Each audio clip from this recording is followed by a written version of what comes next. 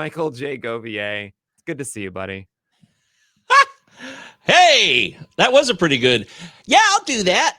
Is it that high pitched, or is it like, yeah, I'll do that? No, but you made it just sound like stupider than it is, because it's not stupid. It's like, yeah, it's full. It's full of energy and ready for it. So I'm excited for this. I got to go get my coffee and my popcorn for the next hour. Tell your friends, everybody watching right now, to watch this panel, to just sit back and relax. You just finished work, so it's a baseball happy hour. I don't know why it says bozo back there. Oh, that's because that's me. I'm who I am. You got to be you, absolutely not. Absolutely not. But Govier, thanks so much for really making this work. This is so great. And take it away. Thank you, Nick. Hello there. How are you? It's weird when someone leaves and then it's just you. Now it's just you and I. But there could be other people watching at the same time. Isn't that fun? I really don't know if I want to do this again, because last year was just this moment in time where I felt a little bit more motivated, I would say. Is fair? Hey, I'm new in the industry. I want to make a difference. I want people to know who I am. I want to grow my brand. And a year later, I felt a little bit less of that. I felt a little bit more established, which is just ridiculous. This is all silly thoughts in the mind. So to clear all that out and to see where this will take us today, I thought we'd start off with a little dance. Last year, we did the Take Me Out to the Ball Game, which was, it's not bad. I don't really do it. Usually I piss. I got to pee. Oh, sorry. I can't. I said the P word. Sorry, Nick. I usually go for a bathroom break in the lavatory during the 7th inning stretch. It's a good time for me to get away and relieve myself at a ball game. So instead of that, I thought I would go with something different. This one is called the Ballpark Skank. Now, for those of you that were not around in 1997, let me tell you something. You really missed out. There was some great ska music that was going down. People were skanking. So when you hear ballpark skank, no, it's not a derogatory term. It's a positive. So let's skank it up with the ballpark skank. Why don't you join me? Here we go. It's going to be fun.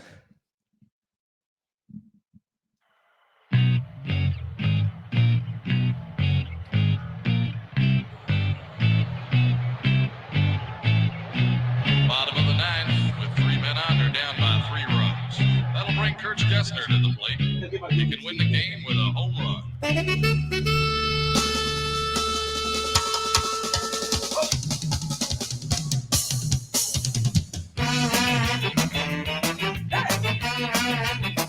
Those lights up. Come on, get them up now.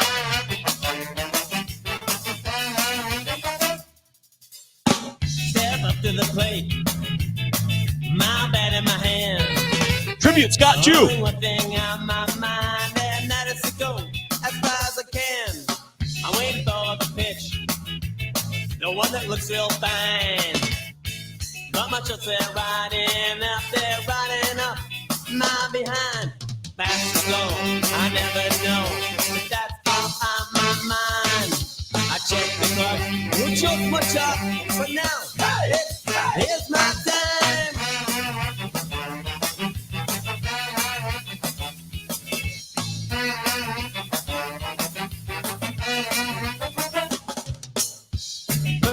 Served up.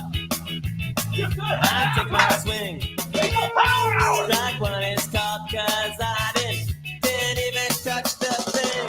Second ball too close. Open up the hands, jump back one right foul. The crowd comes, dead silence. The umpire, he calls the ball. Tension high, the ball flies. It's coming down my lane. My back it cracks. I'll run the sacks, but now I am not 17 anymore. Oh, there we go. It's a break. Woo!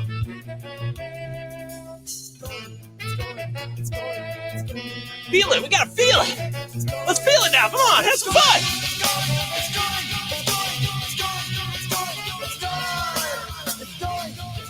Is the song over yet?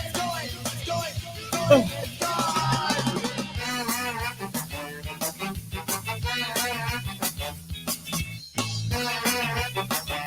Second win.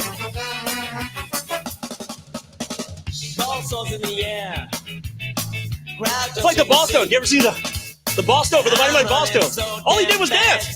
That was his sole job in the band. higher than higher. Still running so damn fast. You swear my heart was on fire. Baby's rock and popcorn flies. It's chaos in the stands. Yeah! Feeling great across home plate. I've just hit my grand slam. All right, let's finish the show. That was it. This is the outro.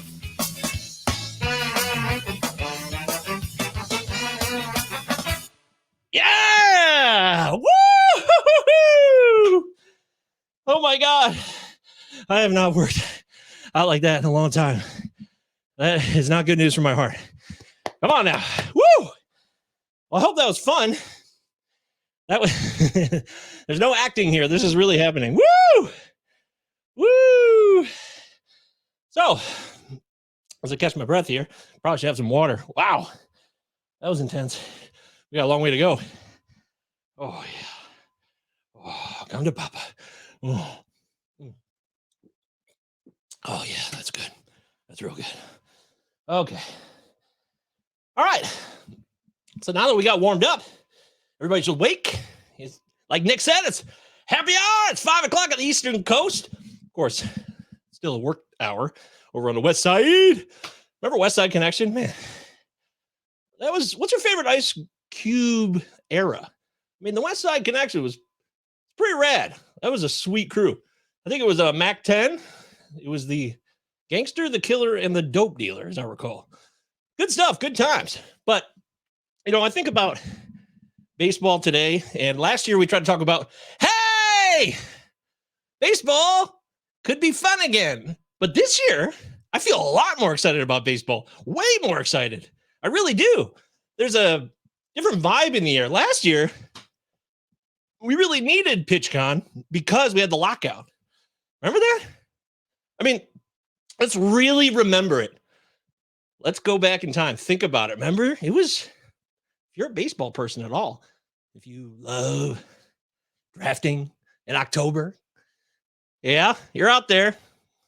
Zach Waxman, you guys, I know you're out there, those early drafters. If you're like Justin Mason and you start doing your projections in like August, yeah, it's took some of the wind out of our sails last year when, you know, the lockout was a total buzzkill. For me personally, it really, really was. And it reminded me of, you know, best intentions. You know, there was the best intentions to get a deal done, at least from one side. Yeah, I said it. I'll always say it. I'm not going to just kowtow the company line on either side for the players or the owners. In fact, it's very unlikely I'll ever see my side being with the owners. And I'm usually with the players, but they make mistakes too. It was a bozo deal. It was a very disappointing CBA deal, I thought, especially for some of the minor league stuff. However, they were able to work out a deal separately with the minor leagues later on. So that was a bonus. That's a positive. But, you know, best intentions don't always work out. It reminds me, look at this right here. I got some props. I don't know if you can see my table. I got a nice little table here. And so these are my two best pals in the world. And I just wanted to share this because they both passed away at a very young age. You know, 21, Brandon right here, and Ryan, 23. Total buzzkill, 2 random car accidents. The randomness of life can be very, very cruel and painful. But after Brandon passed away, I remember I was 21 years old. And we were like, hey, you know what? Let's start a band. Let's pay tribute to our friend by starting a band. So we did. And had a couple of friends that were also in that car accident who were in the hospital too. And they got out of the hospital and they're like, yeah, I'm so grateful to be alive right now. Let's pay tribute to Brandon through music, which we were, you know, this is 2001 into 2002. Emo, as it's called. Never liked emo. Never liked that term. I love the music emo, but I never liked the term. Let's be clear on that. But we all had the best intentions of playing music together. So here it is. This is a hat. This is an actual hat. We did. I never wear ball caps. By the way, I never wear baseball caps. This is unheard of. So screenshot this, take it in, take it while you can get it, because I just don't wear this very often. Never thought my head was good for ball caps. I don't know about you. You know, some people, their identity is in a ball cap. You just can't imagine them without a baseball hat on, right? You know, that's not me. See, look, you know, I do the backwards thing. That was my thing in like 1998. You know, thought I was really cool. Hey, I'm cool. But so we made hats. The band was called Eugene, in case you didn't know. That was Brandon's middle name. We had the best intentions of making it real. We played a lot of shows, and it was a lot of fun. And then it all kind of went sideways really quick. Best intentions, things don't turn out the way you think they will. 10 months later, after we started the band, it was over. Everybody loved their friend. We all loved Brandon, but egos got in the way. And that's what I think about when I think about the CBA and how that went. And that's the vibe that I had last year. So when I did this thing last year with the lockout, it was just kind of bummed.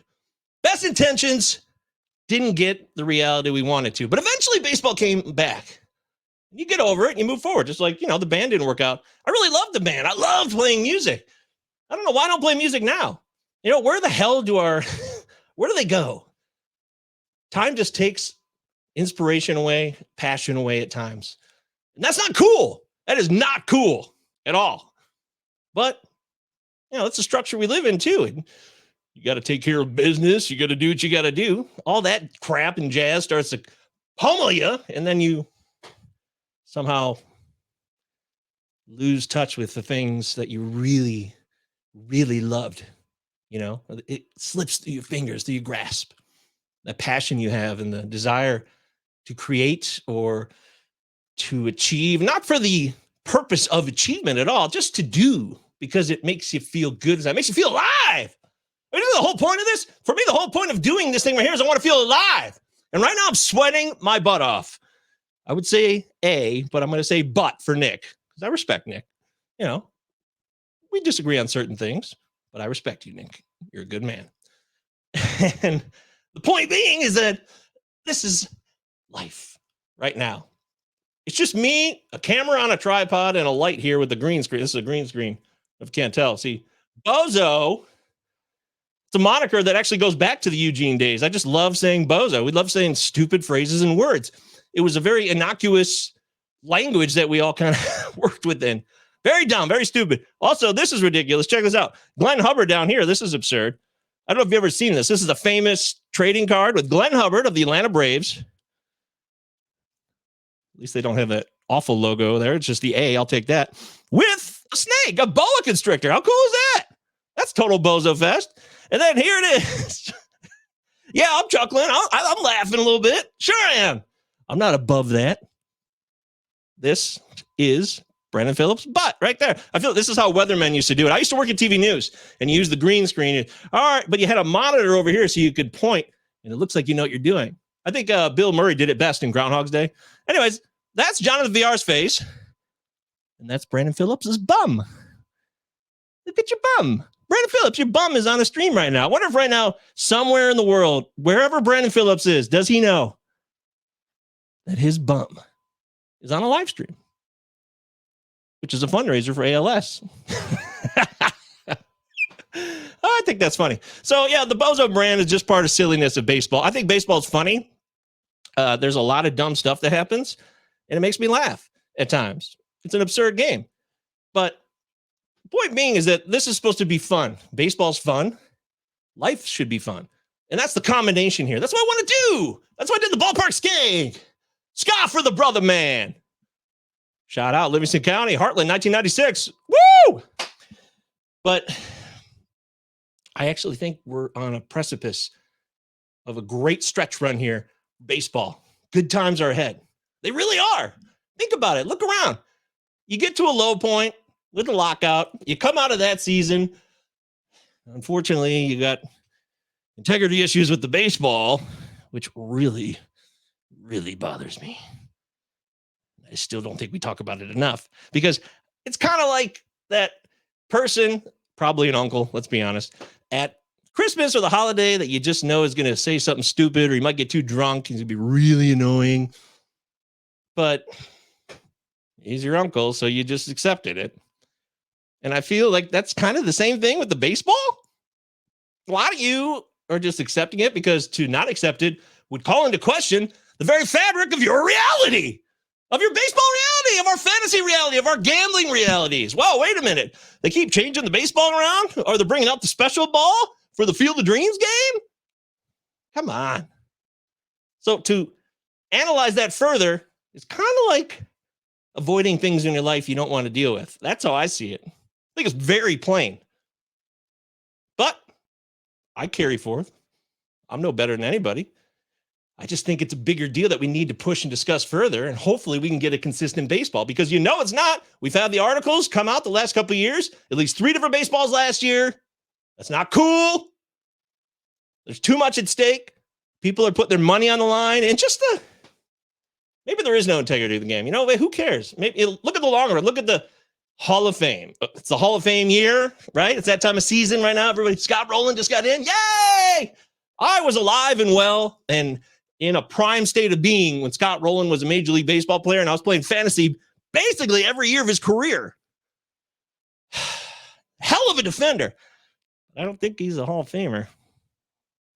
Sorry. Is that not celebrating life by saying that? Can I have fun and enjoy life, but say things that are challenging or perceived as negative about certain baseball players or baseball itself? That is the question. Is that not the question? Because I think it is. There's people who will say, how dare you say that about Scott Rowland? How could you do that? And if it was a Twitter beef, it'd be like how could you say this? It'd be a lot more. That was my troll impression. I don't know how great that was, but I haven't really been working on it because I don't troll. Not my vibe. But that's a great thought when you think about that. The presence of mind to enjoy the game, but question the game while we're in it. The baseball, Scott Rowland, anything having to do with baseball. But we're getting better. Going on the precipice here. We're building. Low point, fun season, despite the baseball issues. A dead ball season, too. But it really does seem like the shift is happening. Here in Detroit, right here. Beautiful Detroit. Oh, Motor City! Yeah! Motown? I don't know if we have the rights to play Motown, so I'm not going to do that. But they're moving the fences. They're adjusting them. They're reducing the height at Comerica Park. Riley Green's going to be robbing more baseballs. Yes, he is. Of course, more baseballs will go over the fence, too, because it's really hard to rob a baseball, even though Riley Green is an incredible thief when it comes to robbing dongs. But the more home runs you hit, the more taters you hit, the more exciting the game is. But it looks like baseball's shifting. They really are. Let's change the fences. Let's get more in-play action. And with the rule changes coming up this year, they're here. They're no longer, down the road. Yeah, we're going to get there eventually, like the Griswolds going to Dodge City. Eventually, they're going to get there, and then that bartender is going to bust out that shotgun, and Clark's going to think he's dead. But he's not. It was just blanks. What a goof. But it's here now. So these rule changes, everybody seems to think, or at least a lot of people I talk to, steals are on the move. We're going to have more steals this year because we got less pickoff attempts. We got a pitch clock now. We're in that era. It's finally happened. I remember them talking about that in like 99, saying things like, well, it's got to pick up the pace here. This game's getting too slow for everybody. I don't really care. If you make a commitment to go to the ballpark, you should really just set aside your hours. And I know there's not a lot of time in the day. I get that. But, these rule changes are going to breed more action. And that's the key. It doesn't matter how long the game is. It just matters how exciting it is. Because I know people that watch college football games that go for 4 hours. They do. And there's less action in those games. I love college football. My heart broke when Michigan lost to TCU in the national championship semifinal. That was a very painful night. But there's probably more action in a baseball game. You got to play. Hut, back to pass, over the middle. Okay, first down. All right, everybody, let's wait for 2 minutes. Oh, all right, they're breaking the huddle. So there's a ton of time that happens in football games. So don't give me this crap. Baseball is no worse. It's just, I don't know, it's perception about baseball that it's blasé or boring or lack of excitement. I think it's just another tale. It's a little tale being told. And I'm not one for conspiracy theories. Not one for that, really. Every once in a while, I'll dabble. The original conspiracy theory was the Kennedy assassination. And I was really into that when I was like 12 years old. I was so fascinated by it. It was the president. He was murdered. What happened? There's got to be something going on here. But that's pretty much it. Not too many other conspiracy theories. I'm not a 4chan guy is what I mean to say. But baseball and these talking points, get it out of here. I shouldn't be wasting my time with it right now. I shouldn't. But the more action we get, maybe that'll make people happier. We get more triples, we get more doubles and gap hits, people running, steals, and the pitch. Oh, he'll throw a second. Oh, he's safe. It's exciting. Uh-oh, replay. Wah, wah. Baseball's got replay too, just like college football, and it drags the game out. And that's not going to change. So everything you thought you knew, forget about it. Get it out of here. Get out of here. Forget it. Okay? But there does seem to be a movement to make more balls in play. So if we got more people changing the fences, not just for home runs, but for action. Comerica's park was absurd. It's huge. Did you know that? I wrote about this in Groovin' with Govier, which you guys can read, ftnfantasy.com, totally free. I wrote about this, that the original power alley, left center field, Comerica Park, it was a 395, 390. It was insane. Left field power alley? They moved it back in 03. It was just absurd. They moved to 370. Like, we've gone too far. This was a mistake. That is just that's like going back to the 1930s or something, like, I don't know, like Shibe Park or some crazy park that's just massive, that is a very, very, very easily exploitable place to get some hits, in park home runs as well. But Toronto's making adjustments to the fences. Baltimore did it last year. It improved the pitching situation. It reduced home runs a great deal, and their pitching came alive in the dreaded AL East. That's exciting. In fact, that's one of the most exciting things that happened over last year, and that's a point of pride for me to get jazzed about Major League Baseball. It's pretty cool. There's teams that come out of nowhere in baseball. It's not so much like the NBA where you get people, generally, at least it used to be this way, same teams, kind of, you knew they were going to be there at the end, the same 4 teams in the conference finals, blah, blah, blah.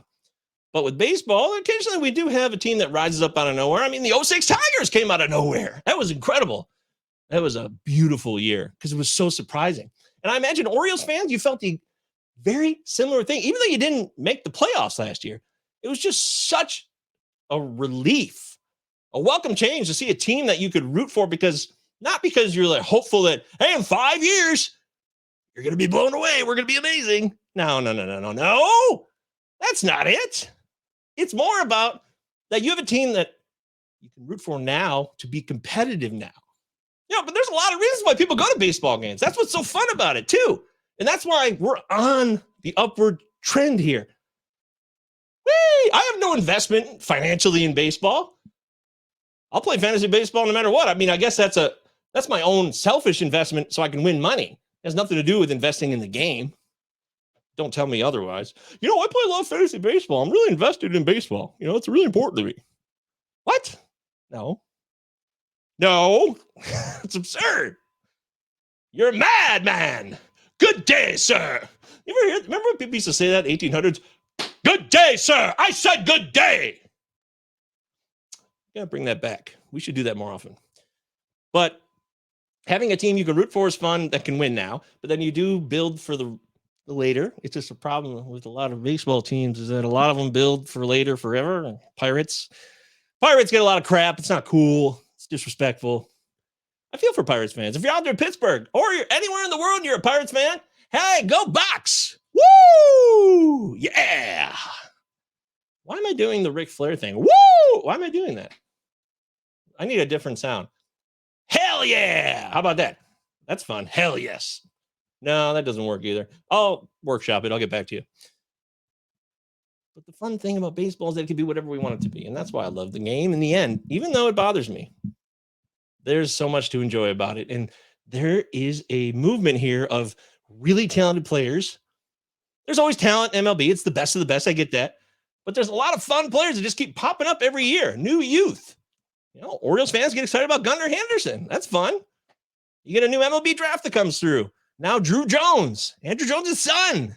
the next generation, which, oh man, see, every time I bring up something exciting I want to get excited about, I think of something that makes me question things. That's really stuck on that. I gotta work on that. I really gotta work on this, because I think of how many major leaguers' sons can we continually have be at the top of the heap, the best of the best?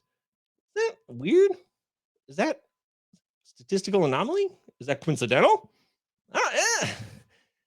Yeah, these systems, we talk about this a lot on the Palazzo podcast. 2 L's, 2 Z's. Me and my friend Benjamin Chase, who I've really come to know. Ben's a great guy. I didn't know Ben about a year ago. Now I know him, and he's a really, really humble, excellent analyst of prospects in minor league baseball as a whole, as a scout. You know, he's an amateur scout, and he does a darn tootin' good job. That's right, Ben. You hear that? You do a darn tootin' good job. But we talk about how these pipelines that come in and where people get their players that they start to get drawn to. Who's going to be the number one picks? Who are the best players in baseball besides production? But even beyond production, how do they get the opportunity to create production? You need playing time, yes, but you also have to have some talent. True, okay. But if you get reps and you're somewhat talented, and the more reps you get, maybe you'll exceed your talent level. We see it all happen all the time. Players pop early in the minors. They don't pan out. They had some talent. They had the reps, but they didn't have, you know, a myriad of things. They could have had mental issues. By the way, do you know that a guy like Adalberto Mondesi, so happy to get outside of Kansas City, that he really could have a career renaissance. Yes, I said it. I really did. Yes, Chaim Bloom, my fellow tribesman. Shout out to you, Chaim. On my throat. Oh my God, I need water. Yeah. Little bit of cotton mouth going on here. But he made a good trade. Good for you, buddy. That is a good trade. And you got to give people credit, even if they made bad trades. You know, you can make 10 bad decisions, but make one right one and be okay. Because that one right one could be the difference maker. Of course, the 10 other bad ones could also be the death knell. But I acquiesce to that point. Bottom line is that his well-being, Mr. Mondesi's, of seeing the same people, I mean, people come and go, but we're talking about people who are not on the Kansas City Royals roster. You know, right? You dig what I'm saying here? There's a lot of people that are reminders of your failures. Every injury that he's had, shoulder injuries and torn ACLs and midsection issues. I got midsection issues, just different ones, Alberto. Yeah, look at that. That is, I don't know if that's funny. I want it to be funny, though. But he saw a lot of the same environment again and again, and the more injured he got, year after year after year. Sky high expectations, sky high talent, but the mental toll can destroy all that. The day-to-day, everything we talked about earlier. Remember what I talked about, Eugene? You know, you lose yourself, you lose your passions, your desires for something that really, you know, the method of creativity or existence for yourself that brought you joy or brought you comfort, brought you peace of mind, right? We lost all that. And Adalberto did too. He lost all that because he got hurt a lot. I mean, I don't blame someone for getting hurt unless they purposely hurt themselves, but that's not the case with Adalberto. It just kind of built up again and again and again. And the mental anguish, you know, I want to give a shout out to Jared Perkins. He does great work. He just recently interviewed Vinny Pasquantino, a current Royal, and he's doing really great stuff with the mental health side of things. Okay. So make sure you go follow Jared Perkins, find out who he is on Twitter, and check in with the work they're doing. It's about, he played baseball, he knows the game, and they're working on talking about how difficult this day-to-day struggle can be for ball players who people don't have a lot of sympathy for because they make millions of dollars once they get to the bigs, right? If you're unaware of this for any reason, check out my man Jared. He's a really, really good dude. He's also trying to help people in real life on the front lines of one of the most despicable places in all the world, known as Washington, D.C. Hey, all right. That was a good one. You got to like that one. But yeah, so I think about the pipeline of how players get to where they get to. Think about how it happens, okay? Don't just make assumptions as we look at the watch here. Oh, I got some time. This is great. We're humming along.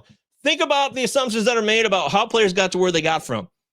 Because we got this prospect industrial complex. Yes, I'm using that terminology from President Eisenhower that's been totally turned into a cliche for really everything. Big pharma, big pizza. I saw those commercials. Those were terrible.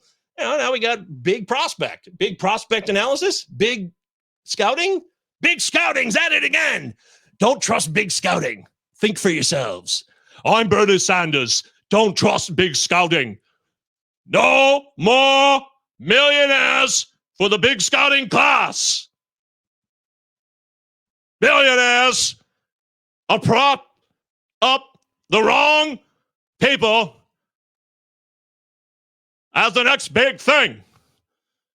No more for big scouting. That's right. Never done a Bernie Sanders impression in my life, so I have no idea how that sounded. Take that for what it was. But do consider the point. Really, I really think it's an interesting point. How players get to where they get to. One person says one thing, another person says another thing, and so on and so on and so forth. Somebody saw some video somewhere at a rookie complex league. Ooh, I like what I'm seeing. Somebody went to a high school game. And by the way, Trouble with the Curve, a baseball movie that is horrendous. That movie's so bad. Clint Eastwood's had a long career as a director and an actor, but good God, Clint, that is not how scouting works. I mean, there's big time high school sluggers that didn't work out. And there's been people that have been found as the diamond in the rough in international signings in the Dominican Republic and so on. But that was a terrible movie.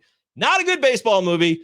Doesn't even approach being worth watching again. If you've seen it once, never watch it again. Although Matthew Lillard was in that movie. And anytime Matthew Lillard's on screen, I probably laugh at least once. Not going to lie about that. But the good times are coming, folks. The good times are here. Let the good times roll. I feel good about baseball right now. And as we head to 2023, I can't wait to see how this season plays out. We got teams spending more money. It's great that the Padres, they don't always win, but man, AJ Preller has an open checkbook, signed Xander Bogaerts to another mega deal. That's fun. I like to see that. And the Rangers are just blowing cash the last couple of years. That's fun. That feels good. That's exciting. That is why the game can continue to evolve and bring in people. I don't care. By the way, I really don't care if the game brings in more people. It's not my responsibility, is it?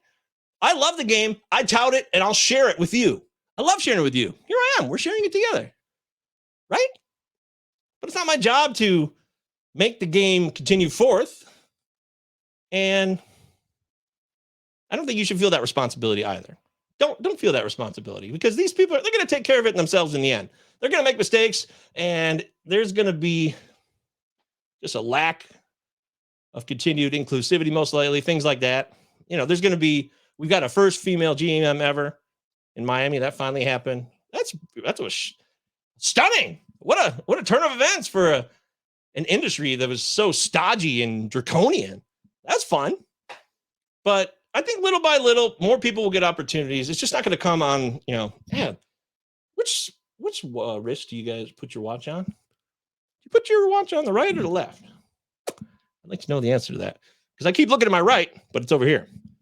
But the time at which things change comes always on a different timeline than any of us ever want to. I know that as well as anybody. Just, you want something to happen on your timeline, even in like the fantasy baseball industry, which is a fascinating place. I've learned so much since we first fired up the old board here and did the first podcast in 2020. Me and my pal Chris Deary. Shout out to Chris. Hi, Chris.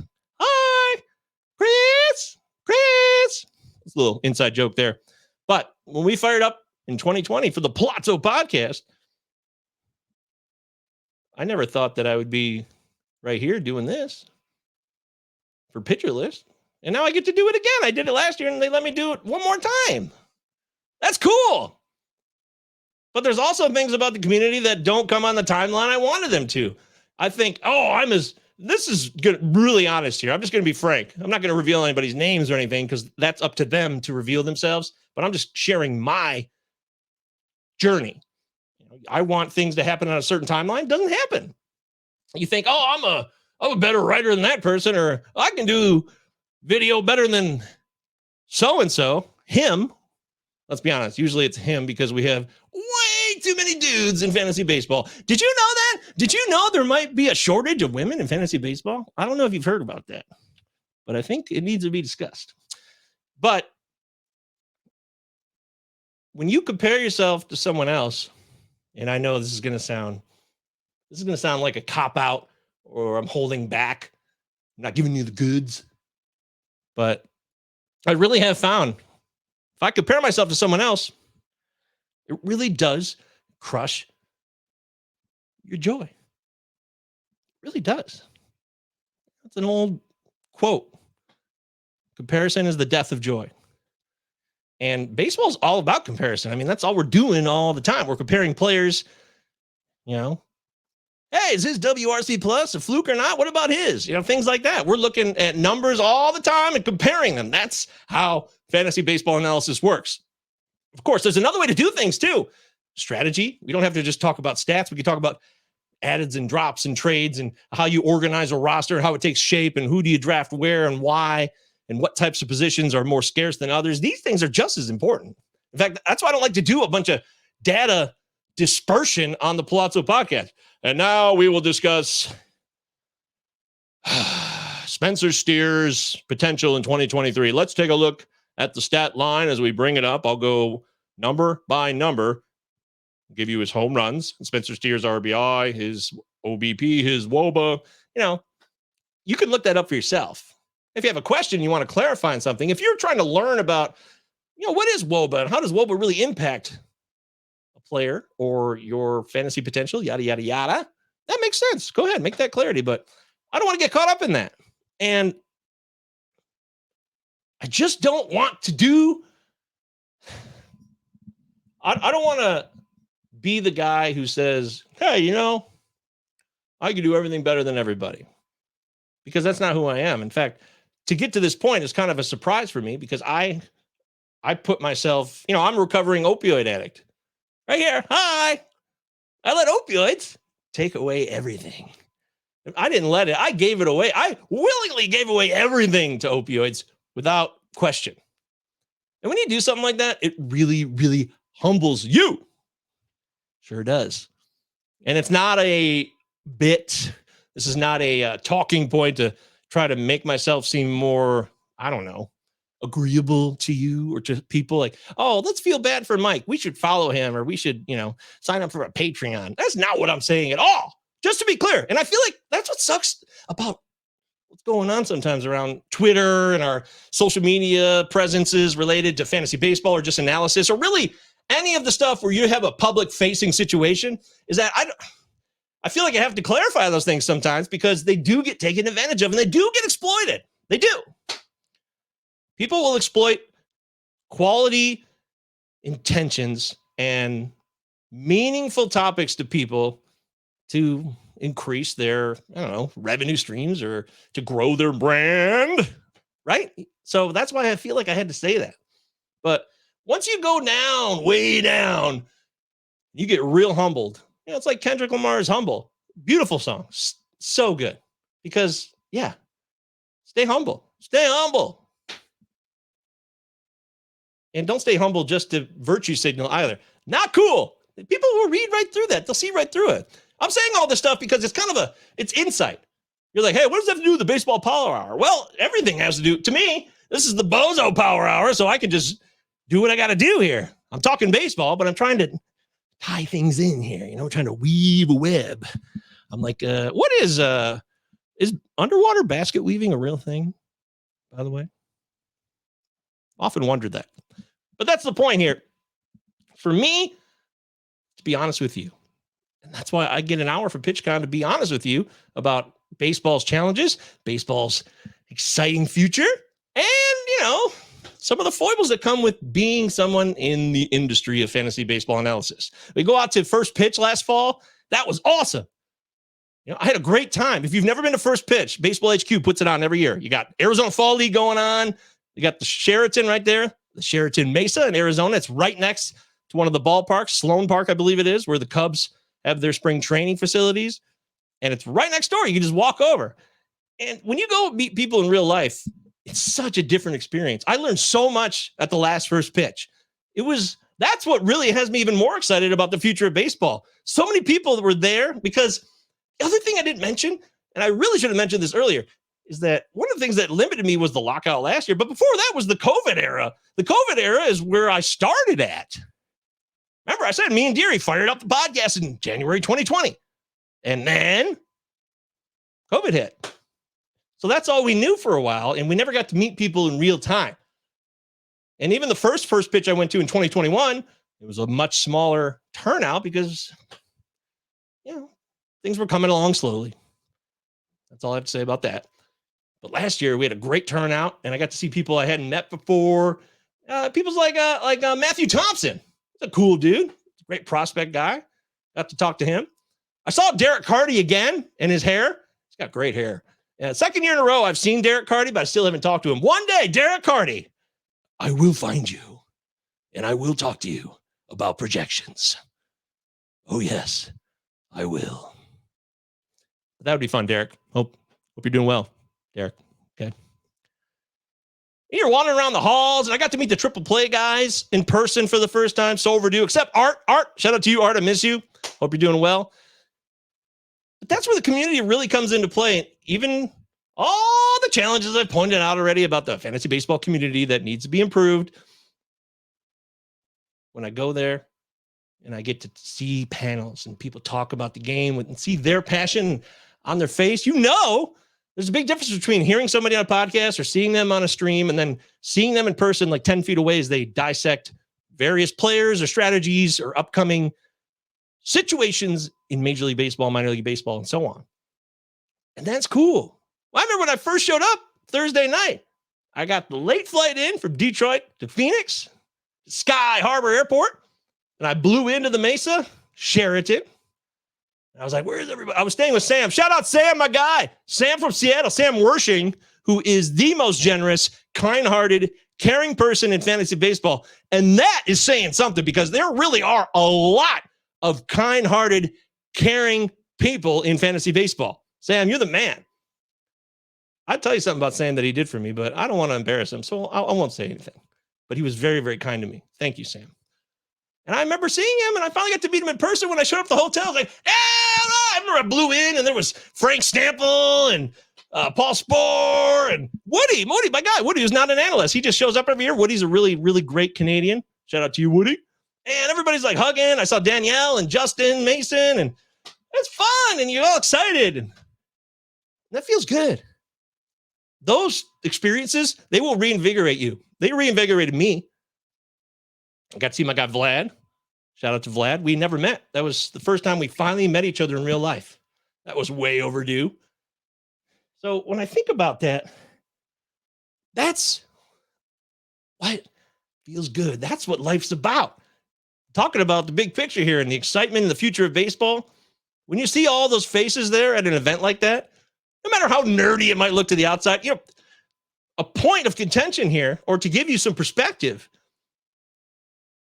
I did something I never did before, and that was interview a baseball player. It was Justin Henry Malloy. I got to interview him in his apartment at Arizona Fall League while I was there for first pitch. And it was just again, that was all to Ben Chase, because Ben Chase, you know what he did? Ben Chase adopted a minor leaguer. There's a program called adoptaminorleaguer.com. Check it out. It will, donate to ALS here, make a difference. My uncle, my dad's brother, my Uncle Johnny, he died of ALS. I never said that before out loud, actually. Yeah, this is a first. It's a true story. Yeah, he died. He's like 69 years old. Died of ALS. So, donate to the cause, of course, right here, ALS. If you think about what ALS does to people, you should be able to find $10 easy. And you should be able to find a little bit more of a sense of purpose in your day today, because everything ALS does to someone is so awful. It robs, and I'm not, people who are living with ALS trying to make the best of it, of course, make the best of it. It's so challenging though. And I don't need to tell somebody with ALS that.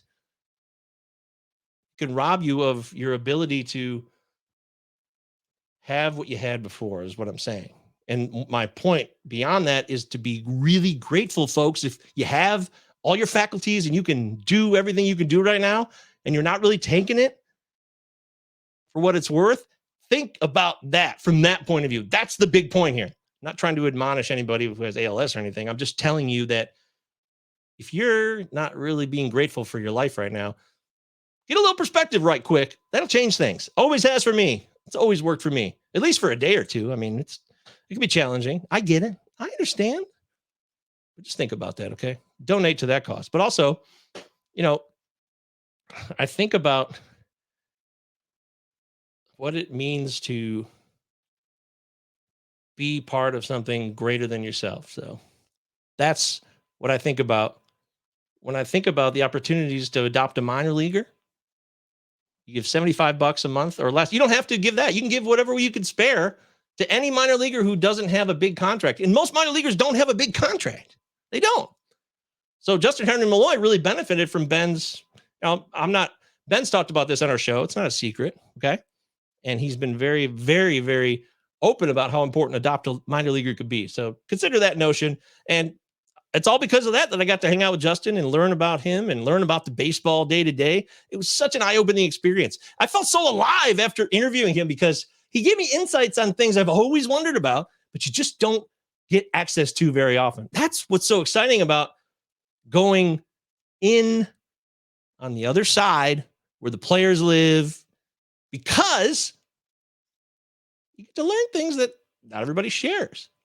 And it's not just because hey, look what I know and you don't. I just am so curious about how other people live and how the day-to-day goes for ball players, people who live really unique lives in terms of scarcity. There's not a lot of ball players in the world, and they get to live this existence. That's why I think it's fascinating.